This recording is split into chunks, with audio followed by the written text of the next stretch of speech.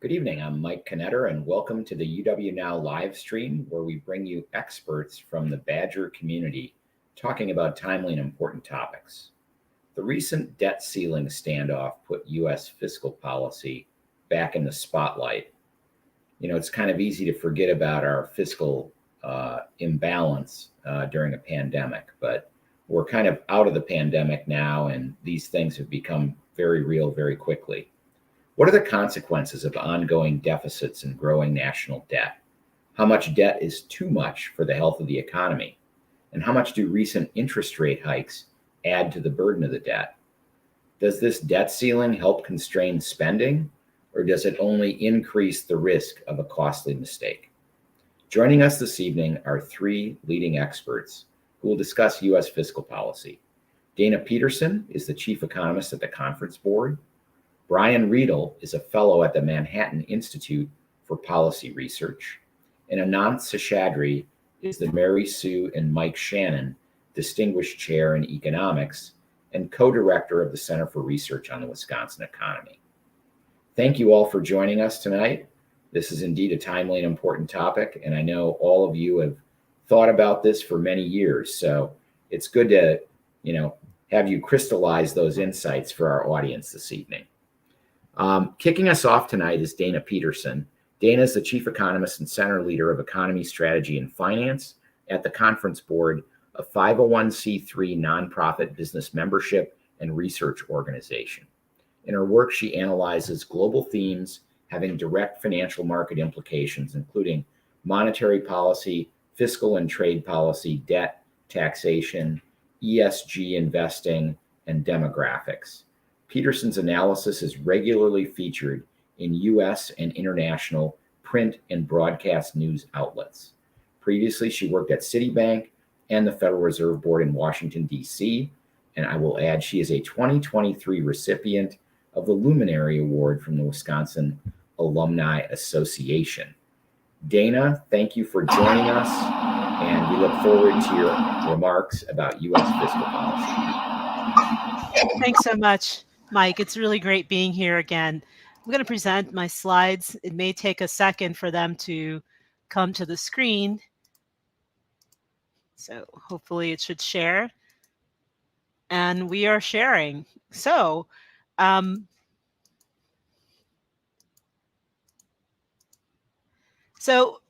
this is the moral of the story that I'm going to tell over the next few minutes. The U.S. is heading towards a fiscal crisis. Revenues are not rising fast enough. Outlays are growing rapidly, and this is resulting in outsized annual federal budget deficits and ballooning debt. Now, when we think about fiscal space, the U.S. technically always has fiscal space, but it comes at a cost. And indeed, outsized sovereign debt is bad for the U.S. economy. But we need to realize that reducing debt to a sustainable share of GDP will actually take decades, not just 10 years, but decades. And that means that we're going to have to make some tough choices as a nation. But luckily, there are smart policies that can get us there. So pictures, and you're probably going to see some of these pictures repeatedly across our presentations, but federal debt as a share of GDP right now, where that white vertical line is almost 100%. And by 2053, it's going to be pretty close to 200%. How did we get there? Well, we've had multiple crises within the last 15 years that prompted really outsized fiscal responses. So we had the great financial crisis, and we had stimulus then, and then we had the pandemic crisis, and we had several rounds of stimulus, both for consumers and also businesses. Then back in 2017, we had the Tax Cuts and Jobs Act. Well, cutting taxes is one thing, but the spending cuts didn't come along with it. Meanwhile, we have an aging population. An entire generation of people, the baby boomers, are retiring and entering into retirement mode. And so their needs are going to be expanding over time in terms of reliance on Social Security and Medicare. We also spend a lot of money on Medicaid. And meanwhile, we're going to have a shrinking working age population to provide tax support or revenue support. And then really there's just a lack of political will. We're on this 2-year election cycle, and no one really wants to tackle these big issues. And then there isn't necessarily public support, meaning taxpayers pushing hard enough for austerity measures. So, for example, attempts to implement some fiscal discipline have failed. For example, sequestration, back when we had the 2011 debt ceiling debacle. Well, the problem is debt to GDP is going to continue to expand, as you saw in that very first chart. Why? Insufficient revenues, mandatory spending on entitlements, exploding debt service, again, aging populations, and lack of political will and public support for austerity. Let's take a look at some charts. So, bam, right here we have what outlays and revenues as a share of GDP are going to do. You can see that outlays are going to continue to tick up as a share. Meanwhile, revenues, even after the Tax Cuts and Jobs Act, most of the provisions expire, are pretty flat. So we have a problem. There's more spending than revenues to offset it. And even when we look at this year, tax receipts have been coming in weaker this year relative to last year. Why? You don't have big fiscal payouts and checks going to consumers to help support those revenues. And also, we're probably looking at a recession this year, which may weigh on receipts. Now, looking at interest on the public debt, this is up until right now, up until May of this year. And you can see that from last year in 2022 to 2023, interest on the public debt has exploded. And the reason why is because the Fed is raising interest rates to combat really outsized and elevated inflation. Usually, if you look at the history of this chart, it takes the Fed a few years to ratchet up interest rates to get to a peak. This round, the Fed is doing it in roughly a year and a few months. So that's what's happened already. And going forward, you're going to have structural drivers of higher inflation. So that means if inflation is going to be structurally higher, then the Fed is going to have to keep interest rates higher in order to tamp down inflation and keep it somewhere close to their 2% target. So, for example, there's going to be continued demand for computer chips, but we're really dependent upon other countries to help us produce those chips. If those other countries cut us off, we're going to have shortages. That's going to create in higher prices. Millennials, 73 million of them are going to turn 40 over the next 20 years. That's significant because that's when people usually buy a house. So there's going to be strong, persistent demand for housing in the US. Meanwhile, we don't have enough supply. An imbalance of supply and demand means higher prices. Also, work from home means that a lot of cities are losing revenues from office vacancies and also people not coming in and spending in the city. So that means they have to raise taxes and prices and the cost for the residents there. That's inflationary. Again, with the labor shortages, if you don't have as many people working, that means businesses have to raise wages and benefits to attract and retain workers. Labor shortages are not going away in the US. Meanwhile, we do have deglobalization, where essentially we're reshoring and onshoring factories and supply chains. Well, guess what? That costs money, and businesses are going to pass that right on to the consumer. And then, of course, there's the transition to renewables. That's going to take decades, and there are costs in terms of transitioning. You have to retrofit, get rid of old things, bring on new things. There are going to be imbalances between the supply and demand of fossil fuels. So all this is going to cost money. And so as a consequence, debt service as a share of GDP is going to overtake spending on things that aren't net interest. And you can see those shares growing, those navy blue bars, over the next decade. Meanwhile, mandatory outlays are going to expand. So in this chart, from the yellow bars to the bright red bars, those are all mandatory spending. A lot of it's on entitlements, and they're just going to grow every year. Why? Because we're going to have more and more older people who are retiring who are going to need those benefits. So to give you a visual, back in 1980, you had 4 working people per every retired person, or 4 working age, prime age persons. Now we have 3, and in 10 years, we're going to have 2. And by 2060, it's going to be a little less than 2. Okay, if you throw in the teenagers, because a lot of people want kids to work, it's an even worse outcome, right? You went from 5.7 in 1980 to 3.6 now, and then down to 3 in about 10 years. So Why is outsized sovereign debt bad? Well, again, the US technically has infinite fiscal space through taxation and spending authority, but this comes at the cost of really high debt. Why is excessive sovereign debt bad? Well, you have limited capacity to deploy fiscal stimulus in a crisis. Also, who's going to buy all this debt that's going to be issued? It's true, foreigners are diversifying their portfolios away from US treasuries. You also have higher default risk if you don't clean up your fiscal house. Also, you run the risk of sovereign debt rating downgrades, and that raises the cost of capital for both the government and also businesses. Also, if you have more debt issuance from the government, which is considered, pretty safe debt, you're going to crowd out private investment because investors are going to put their money in US treasuries to cover spending that's already happened and not put into private ventures to encourage new spending. And again, this all generates inflation. So just a visual who's owning the private debt. Well, you can see that foreign holders are shrinking, and now it's going more towards private holders. By country, you can see that the biggest holders, Japan and China, are reducing their shares of US debt. The good news is that other countries are kind of taking up some of the slack, but still in all, that's a big risk. And then when you look at domestic ownership, it's really shifted to quote unquote other investors. Not sure who they are, but we're seeing definite shifts in terms of who owns it. Now you could say, well, let's just fix the problem. But a lot of the discussion is always about, well, let's balance budgets within 10 years. Well, if you think about it, if you look at this chart, the blue line, that's the February CBO base case. Okay, so they did have an update in May, but we did this analysis before the update. So what if you wanted to get to 70% debt to GDP ratio?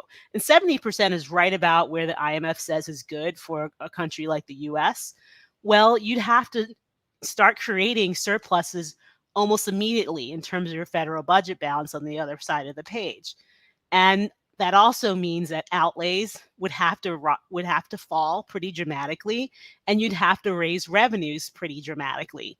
So the answer is that, to really bend the curve, you can either do things in a draconian way, cast the US into deep recessions, or you can kind of do this over time. So we kind of mapped this out.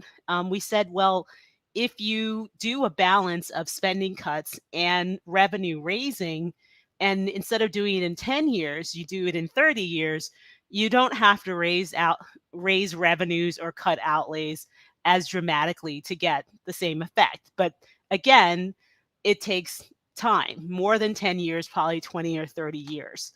So again, we need to make some tough choices. There needs to be a national conversation about fiscal crisis.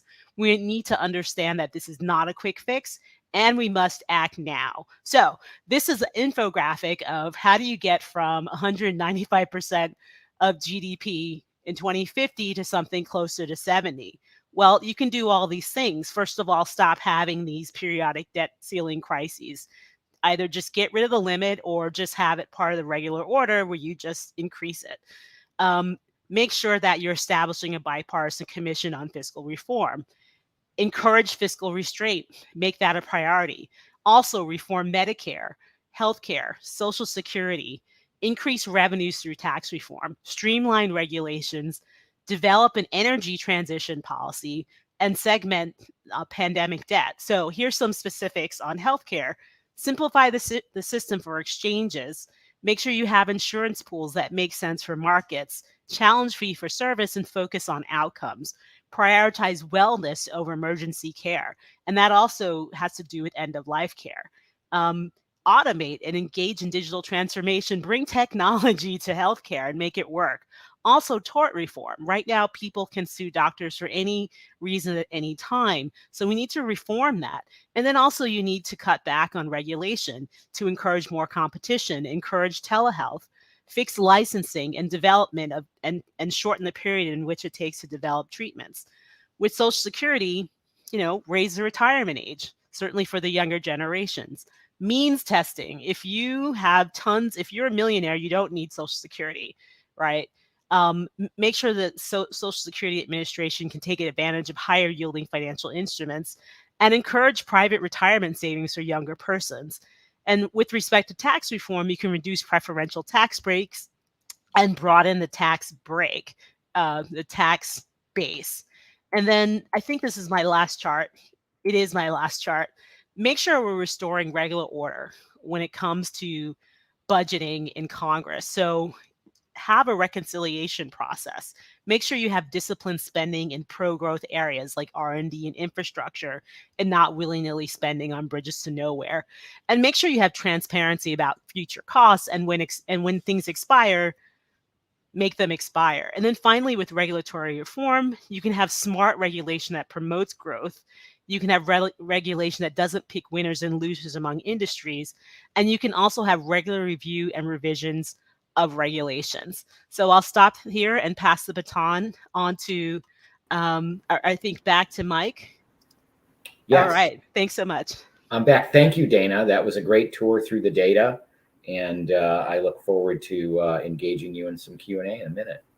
Our next speaker is Brian Riedl. He's a senior fellow at the Manhattan Institute for Policy Research, a think tank focused on domestic policy and urban affairs. Previously, he worked as chief economist to Senator Rob Portman, Republican of Ohio, as staff director of the Senate Finance Subcommittee on Fiscal Responsibility and Economic Growth, and he served on presidential campaigns for Marco Rubio and Mitt Romney.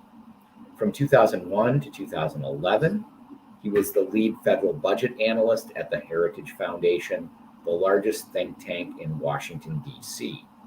His federal budget research has been featured in the New York Times, Wall Street Journal, Washington Post, and LA Times, and I'm sure in the Wisconsin State Journal. So, Brian, welcome. Your first time with us, and I know you're going to pull up some slides. And while you do that, I just want to let our audience know, doing some research in 2019, I noticed Reason Magazine had a headline that said, Brian Riedl is very worried about deficits. If you were worried in 2019, what are you doing to keep yourself calm now? Because things have certainly gotten worse. Yeah. Thanks, Mike. Things have gotten significantly worse since 2019. Every time I think things can't get worse, they do. I moved to Washington in 2001, warning about fiscal responsibility, and things have gotten much worse. I'm going to piggyback on a lot of what Dana said and just provide my own flavor with a lot of this, honestly, the same information.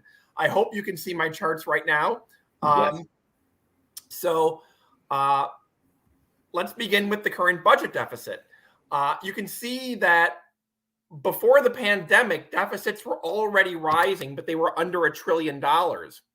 The pandemic raised deficits to $3 trillion. But when the pandemic ended, they didn't go back down to where they were. Actually, this number is a little out of date. CBO says now we're looking at a deficit of about $1.5 trillion this year, which is still about 50% higher than it was before the pandemic started, even with most pandemic spending having expired. Scary.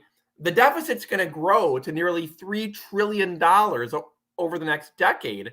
And this is the rosy scenario from the Congressional Budget Office. This is the scenario that assumes no wars, no recessions, the 2017 tax cuts expire, no new tax cuts, no new spending expansions, and that interest rates stay low. Even during the rosiest scenario possible, you get a deficit of nearly $3 trillion. The debt is still pretty scary too. This is the debt as a share of the economy, which is the way economists usually try to measure the debt, just like a family measures its debt as a share of its income. Well, we had a debt of 100% of GDP during World War II, but World War II ended and the debt grew much more slowly than the economy for several decades.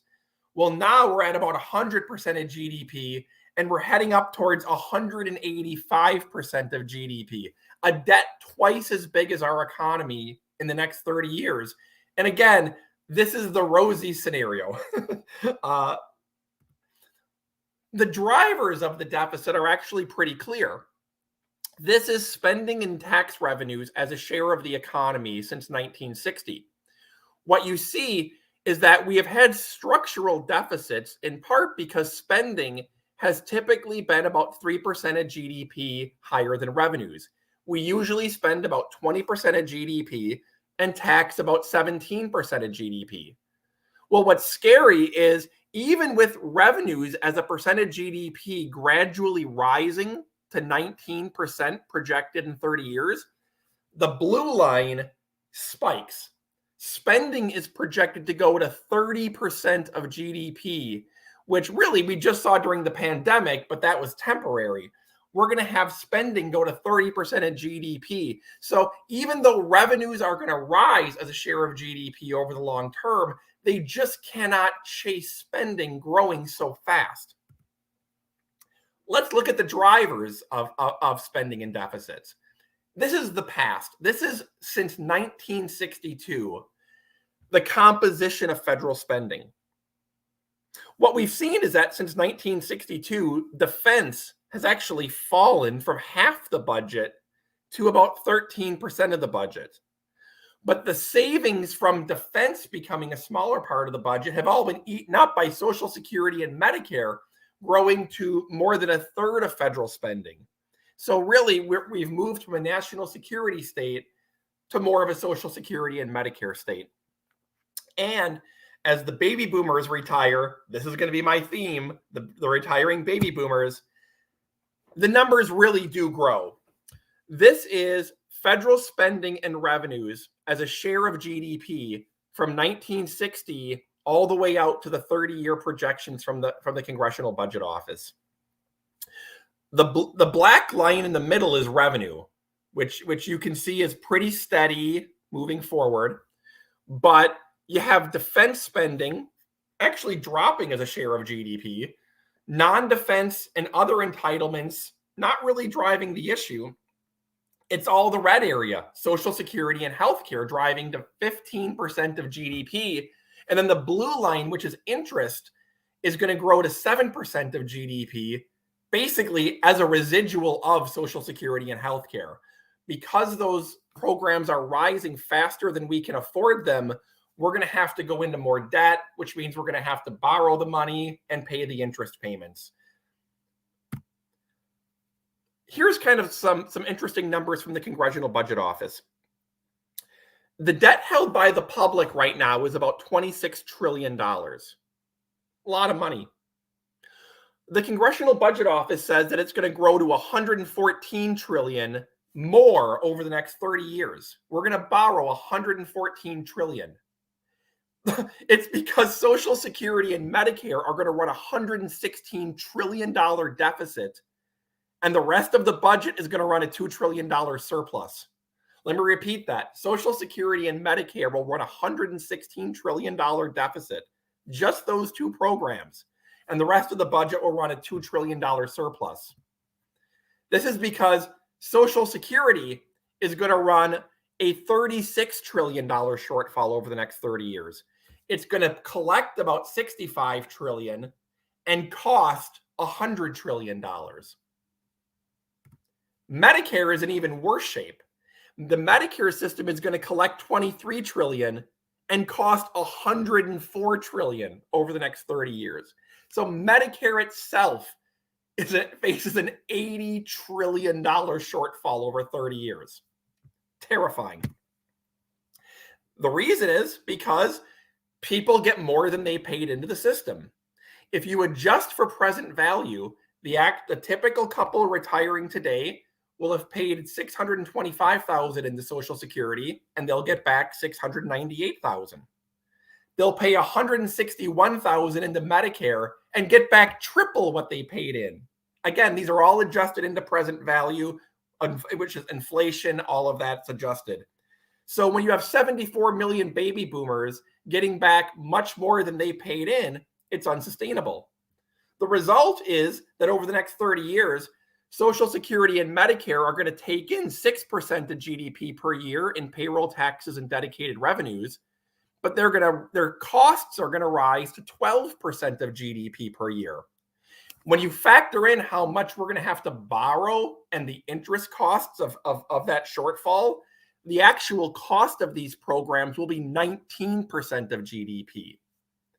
That means that in 30 years, Social Security and Medicare will have a net drag of 13% of GDP on the budget, while the rest of the budget's actually running a slight surplus. So really, what we have here is a broadly Social Security and healthcare shortfall. And remember, I said this is the rosy scenario. You know, Dana mentioned interest rates. When you have this much debt, you're extremely sensitive to interest rates. Because the more interest rates rise, you're having to pay a lot more on that debt. Every point that interest rates rise over the CBO projection will cost $30 trillion in extra interest over 30 years. That's the cost of creating an additional Defense Department. Every time rates rise 1 point over 30 years, it's like buying another Defense Department.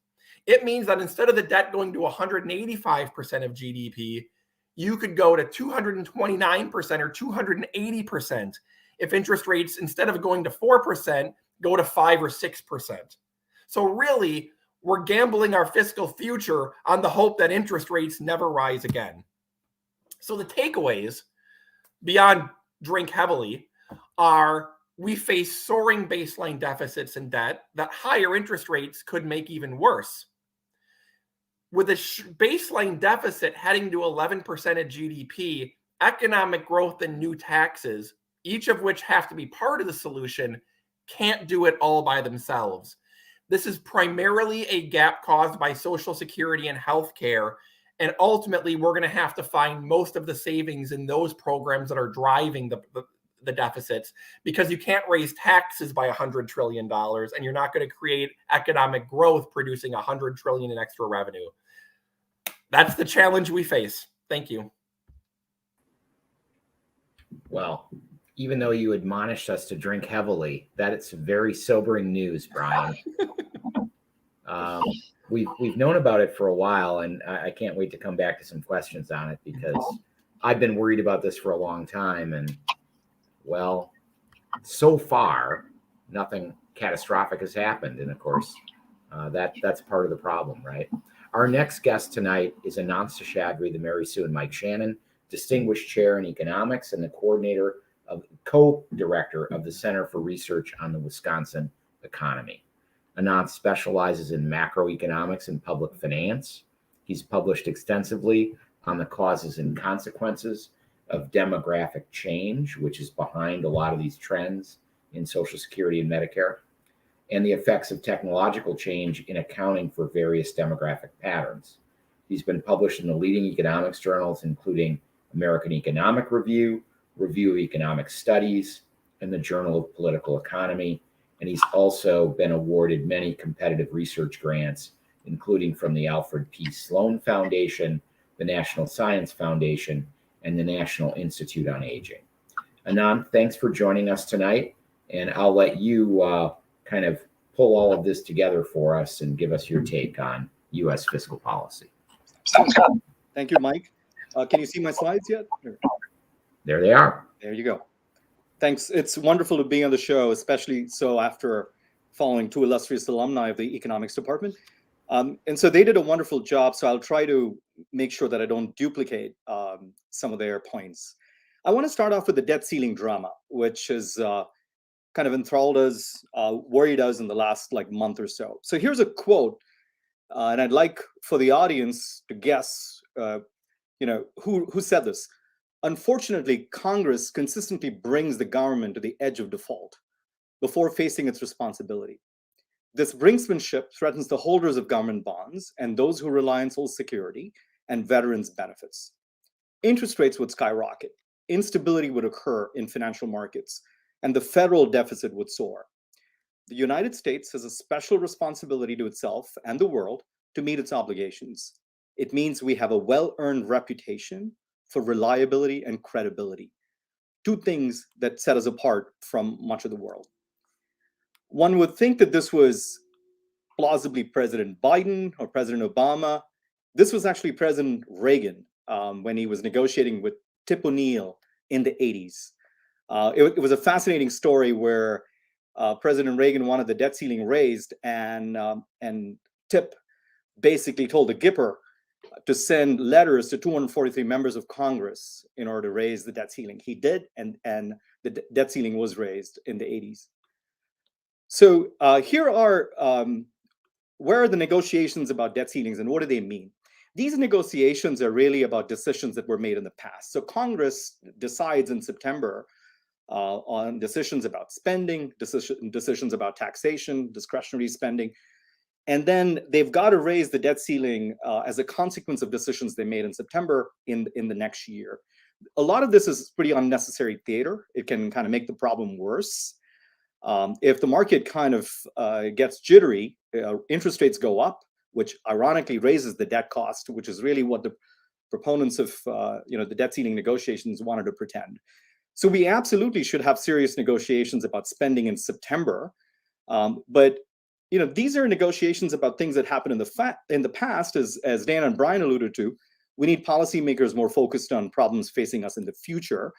And I hope that this brinksmanship forces us to have more serious conversations on many of the issues, including Medicare, Medicaid, and Social Security, solvency of these programs in the future. This is the only equation I'm going to have on this in this presentation.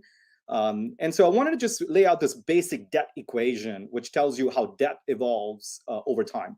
So on the left-hand side, what I have is, this is the debt to GDP ratio, say next year. This is the debt to GDP ratio right now. So the left-hand side is basically the change in the debt to GDP ratio. When does this go up? Well, it goes up if the interest costs on debt, R, exceed the growth rate of the economy, G.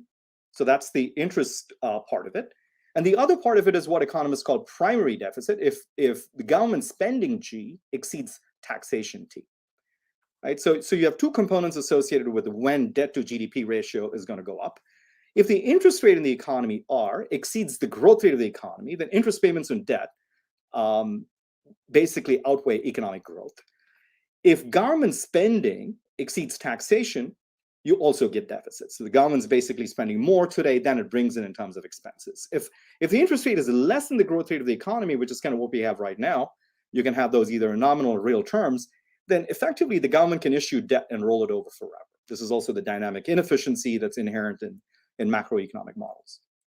All right, so this is something that both Dana and Brian alluded to. The last time we had a surplus was in this period of time between in the 1990s. Since then, there's been a mismatch between spending, which has just been going up systematically, and revenue, which has been lagging behind relative to spending. So it's not a shock that as a consequence you have debt to GDP accumulate over time. So there's a fact. So when did we kind of start issuing debt of substance? It was really during the Civil War. It's fascinating history of Abe Lincoln and Salmon Chase, where they basically put the full faith and credit of the United States in order to finance the Civil War. They actually thought, Salmon Chase, who was the Treasury Secretary at the time, thought the gold, 50 million worth of gold in New England would suffice to fund the Civil War. Turns out that you needed, America spent about 60 times that amount in order to fund the Civil War. So we run these big deficits in the Civil War, the World War I, Depression, World War II, and these accumulate over time, but you can kind of see in the future that both Dana and Brian alluded to, it's just rising systematically because of entitlements, promises that we've made. And so these deficits accumulate and you get debt to increase over time. And then debt to GDP ratio right now is about 120%. So the outstanding debt, which is again a consequence of decision made in the past, exceeds GDP by about 20%. All right, so one interesting question is, can we inflate away this debt? Which begs the question, what causes inflation? It's kind of a deep and hard question. If you ask Milton Friedman, which was the old monetary view, it's almost always and everywhere a monetary phenomena. He had this prototypical description where there's a helicopter drop of money, kind of like in COVID, and lo and behold, you get inflation. I would say there's a lot of advances in the recent past, and economists have started thinking more about not just monetary influences, but also fiscal forces at work. which I do believe played an important role in the most recent episode. Unsustainable government debt can lead to inflation. So if you got a $1,000 check and the government sent that to you during COVID, and you don't think the government's going to be good in order to pay that back in the future, then you don't think the piece of paper is worth that much. You want to dump it, and that can lead to inflation. Trend inflation can be controlled by the Fed only when debt can be stabilized by future plans that are credible, that the market and the economy kind of use as credible. And so in that sense, the inflation is basically a form of government, of default in government debt. You want to think of default as a continuum, and in one way, inflation is really a devaluation of government debt.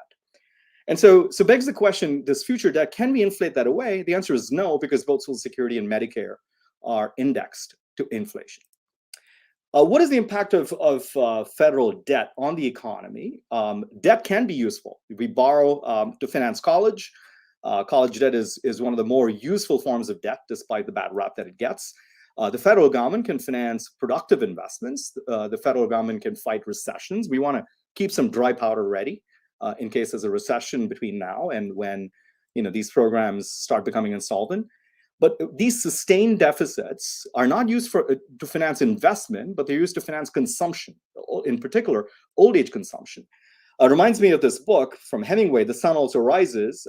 Bill Gordon, one of the characters, asks, how did you go bankrupt? And Mike Campbell says, well, two ways: gradually and then suddenly. The gradual part of it, to me, mimics more the inflation part of it. Hopefully the sudden part of it, the actual default, never happens. But higher deficits actually reduce national investments, and they reduce economic opportunity. It means future generations are not just worse off because economic growth is slowing down, but also means future generations may be unable to repay that debt. A brief segue into a graph on the fading American dream. This is from Rod Chetty, one of the most accomplished economists of my cohort. If you were a child born in 1940 in America, it's a 90% chance you're going to earn more than your parents. And right now, there's about a 50%, the kids born in 1985, there's about a 50% chance you're going to be better off. You're going to earn more than your parents. So let me back up and say there are three distinct fiscal problems. We have a long-term debt problem. So debt will rise significantly unless these entitlements are put on a sound footing. This warrants a return to fiscal discipline. There's a medium-term problem, which is getting inflation under control. We provided more stimulus than we needed to, when in fact we should have provided just insurance to help people out during COVID. Hopefully, Fed and Congress, stay focused on curbing inflation. We have a short-term political problem, which is the debt ceiling, a succession of these artificial cliffs, shutdown deadlines, each of these threatening disaster. So there's a lot of talk about debt to GDP, scary numbers. Right now, debt to GDP ratio is about 120%. Is this really a good metric? So if you have a college loan, you have your whole lifetime to pay that back. Hopefully you don't take your whole lifetime to pay that back. Let's apply the same philosophy here. There are three problems with this metric. The numerator is a stock, right? The debt is a stock, which is a consequence of decisions that have been made from the 1780s till today. But the denominator is a flow, and the debt is backward looking. And this ratio doesn't reflect the capacity to pay it back, or for that matter, even future entitlements, right? So what if, in fact, we said, well, we have a debt that we need to pay back, but I have GDP from here on out till the end of time, which let's say we estimate that to be a few quadrillion dollars, about $3.2 quadrillion. In that case, we get a much less scary number, that the debt divided by the present discounted value of GDP is close to 1%. So it's still a big number, but it's a lot less scary than 120%. So interest payments on debt are really a much better measure than just debt to GDP ratio, and both Dana and Brian talked about those. So interest payments on debt spiked up in both are in nominal terms. These are in the 80s. They were very, very high, much, much lower today. Here's another: net interest costs are rising, as I think both Brian and Dana alluded to. Net interest costs are projected to rise even more from here on out for the next few decades or so. And so there's this horse race between interest rates and growth rate in an economy. In the long run, interest rates are driven by savings, investments, demographics, and productivity. And Growth rates are driven by innovation, investments, incentives, robust competition. And economies that slow down, when G goes down, typically R goes down as well, right? So if growth slows down or interest rates rise, you need to either cut spending or debt to GDP ratio kind of goes up. And the primary deficit to GDP ratio in the United States is kind of high relative to these G7 countries. Furthermore, higher debt empirically also implies a higher probability of a higher R minus G in the future, which makes debt to GDP ratios kind of rise. Right, so here's a graph of a kind of average of a bunch of advanced economies, including the US. And you can kind of see the R minus G, which is the solid blue line, is actually negative right now. I mean, the question is, how long will it stay negative? And as a consequence, if the interest rate is actually less than the growth rate of the economy, in pretty simple macroeconomic models, you can actually get the debt to GDP ratio to converge to a finite level. Again, this does not take into account future obligations. But if real interest rates do remain low, especially relative to the growth rate of the economy, then we should be in good shape. But what determines these interest rates? So you get inflation from monetary and fiscal factors. You have risk premium that comes from shocks, including our ability to be a reserve currency, which comes with lots of benefits like low interest rates and liquidity and so on. But real interest rates from long-term factors depend more on demographics.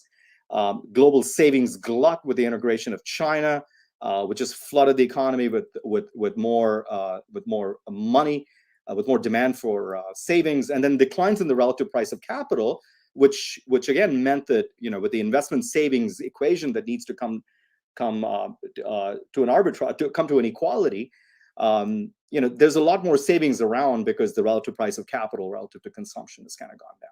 All right, so. This was again talked about by both Dana and Brian. One issue is going to be that discretionary spending, which used to be 9-10% of GDP, is going to go down to 6% of GDP. Mandatory spending and net interest costs are projected to rise to 15 and 3 to 4% of GDP respectively. And very soon, we'll be spending more on projected interest costs as opposed to objects that you and I would think about as investments, R&D, infrastructure, education. So what are the lessons from the recent past? The fiscal support, unfortunately, was neither targeted nor temporary. And so as a consequence, worries about our ability to repay debt have resurfaced. So even with this high inflation, we're running high fiscal deficits. R minus G is actually expected to decline in the US in the next decade. And in the near term, we will need tighter fiscal policy. So here are 10-year averages of annual growth rates in the economy. The top line is real GDP. You can adjust that for population or by labor force participation. And you kind of find a slowdown in economic growth. So it kind of begs the question, what are policies that can enhance growth? I like to think about reducing inefficiencies at the micro level. We want to reduce barriers to movements of goods and labor. You often hear of people talking about inequality. Skilled immigration is going to be one effective way to reduce inequality. Free trade will also increase GDP per capita. We want to focus on productive investments as opposed to transfers. So if we have to spend money, let's ramp up investments in R&D and the National Science Foundation and National Institutes for Health. Early childhood education is one that has bipartisan support. Rather than with a stroke of a pen spending $500 million on forgiven student loans, how about block grants to investments in community colleges? Tax reform, consumption taxes, they're efficient, but it'll probably never happen. But maybe deregulation, removing disincentives to work, and encouraging households to work, save, as opposed to giving disincentives for them to work or save. And I will stop right there. Thank you. Excellent. Well, great addition to already terrific comments by Dana and Brian. Thank you, Ananth. We have a fair number of questions in the chat, but I'm just going to rewind a little bit. We all seem to be in agreement that this is maybe, becoming a crisis situation. But I will say, I was coming of age of sorts as an economist in the 1980s when I was in graduate school. The 1980s, we had high interest rates. We had growing debt. There was the Graham-Rudman-Hollins, Balanced Budget Act in 1985. In 1989, Seymour Durst created the national debt clock. National debt was 2.7 trillion. People were really worried about national debt then. And they were also worried the United States was falling behind other developed economies in our growth. But interestingly, since that time, we've probably outperformed Germany and Japan economically, thanks to innovation and productivity growth that Ananth was talking about. So, it just seems like we have an uphill battle explaining why these debt problems are something we should get exercised about and tackle politically. Can any of you tell me, Brian, why do we have so much trouble facing this issue? Well, I think part of the issue is we've had a lot of sky is falling arguments in the past that weren't really accurate. As bad as the debt was in the 80s, we were starting from a spot where the debt was about 30% of GDP, which was still far down from the 100% of GDP that it had been during World War II. So although the deficits in the 80s were big, we had a lot of fiscal space. Then you heard all about deficit panics during the Tea Party era after we had the $1 trillion deficits during the Great Recession. And a lot of people say, well, we survived the Great Recession. We survived those $1 trillion deficits. But again, the problem was never going to be a 1 or 2 year spike from a shock to the system. It was going to be 74 million retiring baby boomers driving $100 trillion in Social Security and Medicare benefits. And the boomers retire between 2008 and 2030. And so there was, I say as an economist, while the public said, well, it turned out okay that time, the threat was always going to be the retiring baby boomers, because that's not just a temporary shock.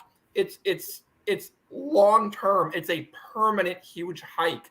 And additionally, we're starting from 100% of GDP in debt rather than, say, 30 or 35% of GDP.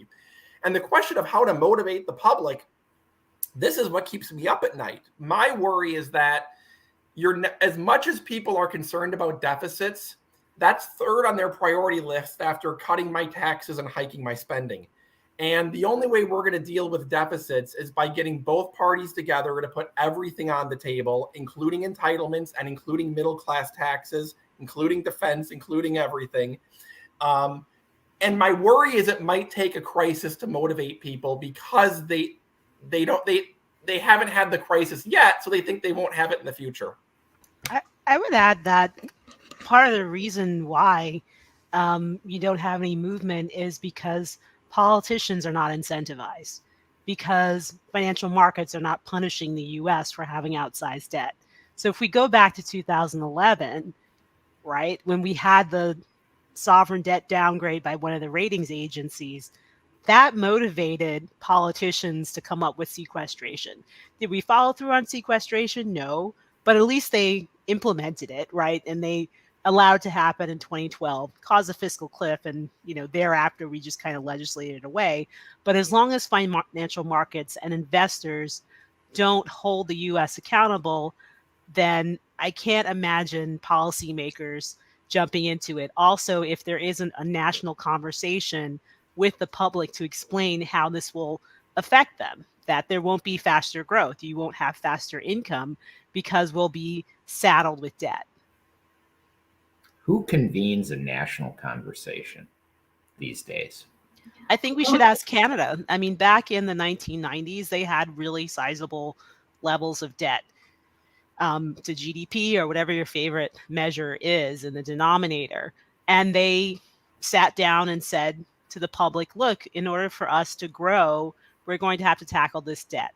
It's going to be painful, but if we go through it together and we all engage in what it takes, then we'll get out of this. And they did it. Again, you're dealing with, 1/10 the population of the United States, but still they were able to do that. So, and similar things happened in Europe after the sovereign debt and banking crisis back in 2010 through 2012, where various economies said, look, we need to get our fiscal houses in order. And they accepted really draconian measures. Now, what I've been saying is that in the United States, we're probably not going to accept draconian measures. So that's why we need to think about this as a multi-decade thing that we can do with multiple policy solutions. And I outlined a whole bunch that we have to do simultaneously in order to get the US on the right track without causing massive deficits and pain. Are there, I'm sorry, massive, without causing recessions and pain. That's what I meant to say. We already have the massive deficits. what are the one or two things that you would say are most important that we enact to get this right? Anyone? Sure. I'm sorry. Go ahead. Well, Okay. I mean, I think it's pretty obvious. It's Social Security and healthcare. And the thing is that the reason why we don't have that conversation is because there's a lot of misinformation. So people assume that's about my 100-year-old grandmother. She really is going to be 100 in a few months, or it's about my parents who are in their 70s. No, it's really about the younger generations, X, Y, Z, and then Alpha, right? Those generations need to focus on saving, private saving. Those generations need to work longer because they're probably going to live longer. You also need to really think about ways to address healthcare spending. And I gave a whole long laundry list of those things, but that's for the younger generations. But if we make it about grandma and our parents, then it immediately stops all discussion. I was just going to add, Mike, to Dana's point that the longer we wait, in fact, your earlier point was about politically, at some level, the discussions right now between President Biden and Speaker McCarthy are not nearly as substantive, don't have as much meat as, say, what President Obama had with Speaker Boehner. President Obama was willing to entertain tax increases. Speaker Boehner was willing to entertain increases in spending on the table. There was a lot more give and take at that time than now. But the longer and longer we wait, these two important entitled programs, we're basically admitting that we're not going to be cutting benefits. Do you see higher taxes as a part of the necessary solution here? And what would be the best way to do that, if so? I can jump in on that as the resident free market person on the right here. I can say that taxes absolutely have to be part of the solution. I've designed 30-year budget plans that I think. I mean, first, as background, I worked in Congress. I've worked in Washington. I was one of the negotiators for a lot of different budget deals in the past 20 years. I was in the room. I was a negotiator. And I can tell you that everything has to be on the table, including revenues, because having designed proposals and seen what's plausible, you can't close the whole gap without revenues. The degree of cuts you have to make become unrealistic. I think you need to get most of it from the spending side because spending is what's driving it. You can't get all of it. I also think just for pure politically, everybody's got to be willing to give something. Everybody has to have skin in the game. You're not going to get a bipartisan deal unless taxes are on the table, defense is on the table, everything is on the table because everybody has to have buy-in to have any political legitimacy. Great answer. I'm going to ask, it came up in the chat, someone was wondering if part of the explosion in Social Security has to do with disability benefits. When you unpack what's driving growth in Social Security, isn't it just really demographics and promised benefits? A lot of it is demographics. So that chart I showed was workers, but if you flip that around, over the next 20 years or so, a third of the population is going to be over the age of 65, right? So whether you're disabled or not, I mean, disabled population is a small share of relative to the number of people who are going to be going on these benefits, especially since Social Security, I'm not going to talk about Medicare so much, but Social Security is not means tested.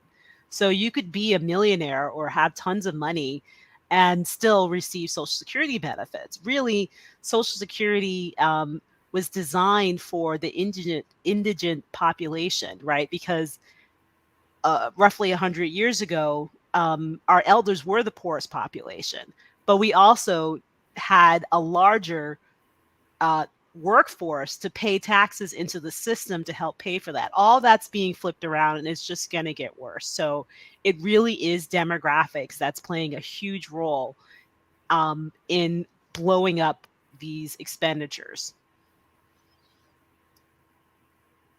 Are state fiscal conditions as bad as federal fiscal conditions? And is the problem even worse if we were to add that in?